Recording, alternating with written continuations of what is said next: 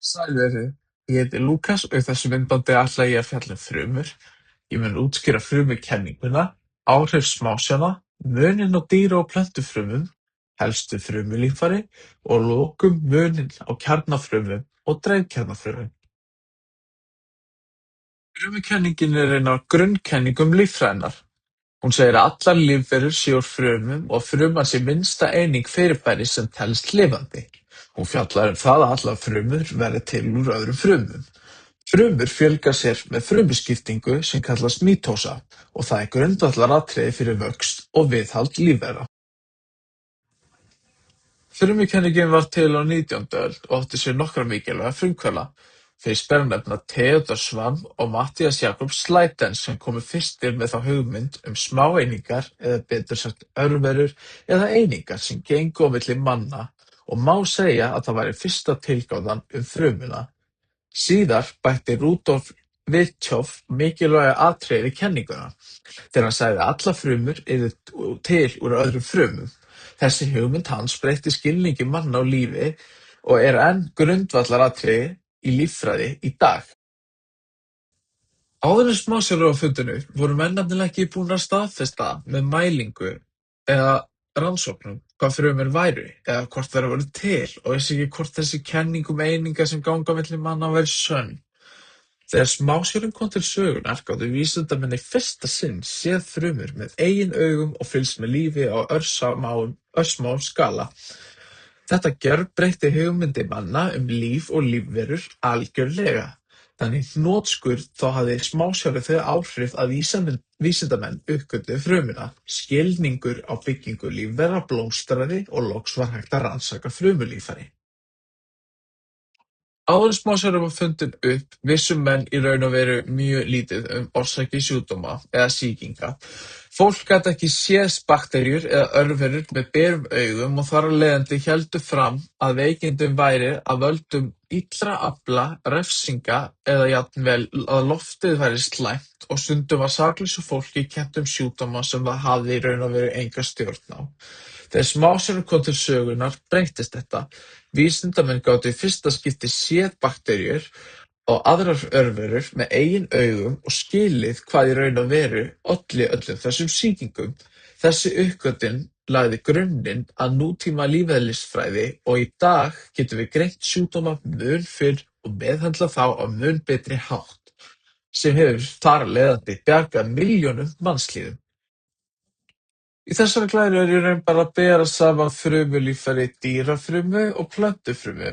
Hugsaðu frumulíffæri eins og litlar stöðvar eða vélar inni í frumunni. Hver stöð hefur sitt hlutverk og sér ákveðna vinnu. Báðar þessar frumugerðir eru kjarnafrumur eða heilkjörnungar, sem þýðir að þær eru með afmarkaðan kjarna og fullt af himnubundnum frumulíffærum. Kjarninn er svona stjórnstöð frumunnar. Þar er DNA-ið sem gefur leiðbeiningar um hvaða prótein fruman á að búa til og hvernig hún á að starfa. Inni í kjarnanum er líka kjarnakort sem hjálpar til við að setja saman ríbósóm. Svo eru ríbósómin. Þau eru basically próteinverksmiðjur. Þau sjá að smíða prótein sem fruman þarf til að byggja sig upp og framkvæma alls konar verkefni. Ríbósóm geta annaðhvort verið laus í fruminu eða tengt hrjúfu frumusnetinu, sem hjálpar sérstaklega þegar prótein eiga að fara út úr frumunni.